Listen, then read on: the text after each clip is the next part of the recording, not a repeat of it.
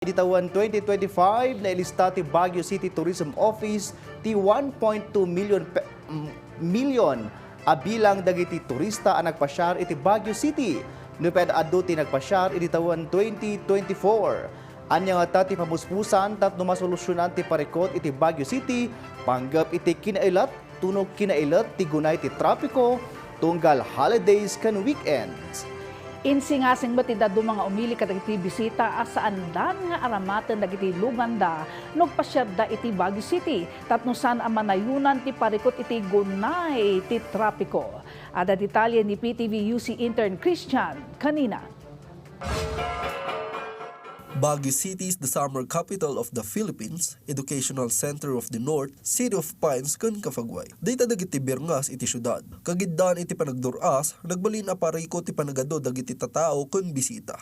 Tunggal holidays kan weekends, pariko ti gunay ti trapiko kan kaado dagiti bisita. Arigna, kun ti kaadwan, dagiti umili ti agsakripisyo tapno maipaayan gundaway dagiti turista nga agrikos iti syudad. Sigun iti City Tourism Office, dumanon iti 1.2 million a turista ti nailista a simmangbay iti Baguio City iti 2025. Kaadwa no bilang dagiti turista iti bulan ti Enero aging Gamayo. Nakadkadlaw met abi mabati bilang dagiti turista a simmangbay iti Disyembre. No ikumpara iti datos iti 2024 adu dagiti turista a simmangbay iti nasa awatawon nang runa iti bulan ti Disyembre ken Enero. So for 2025 we have a tourist arrival of 1.2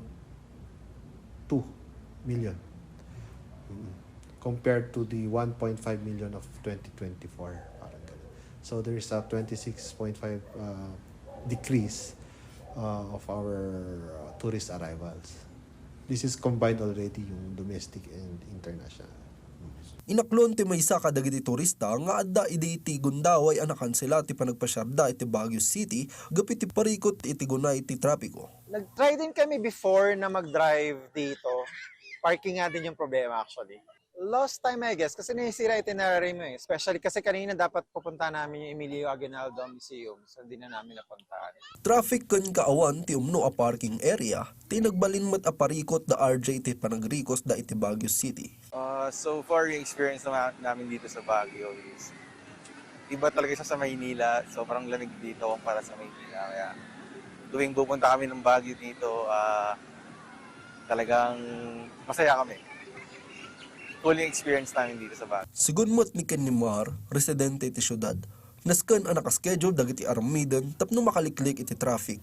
Nasken mat nga irwam dagiti bisita nga aglugan kadagiti para publiko alugan tapno saan da akasapulan nga awitan ti bukod da alugan amang pakaro pa iti traffic. Sa transportation talaga, yung pagtangkilik sa public transportation so that yung mga turista, even if they have their personal cars, mas maiengganyo silang gumamit ng public transport. So yung traffic, especially yung sa traffic, medyo mabawasan. Ikagkagumaan mo ti City Tourism Office amang ipaay iti singasing iti lokal a gobyerno para iti umno a panakaimanihar ti turismo, babaan kadagiti datos a mailislistada. Of course, pag tumataas ang number natin ng tourists, nakikikompete sa use ng resources natin. Andyan yung water, of course yung paggamit ng kung nasa ng spaces natin, open spaces natin, roads natin. But you know what? Baguio City is prepared also. Christian Canina para Itpagilian.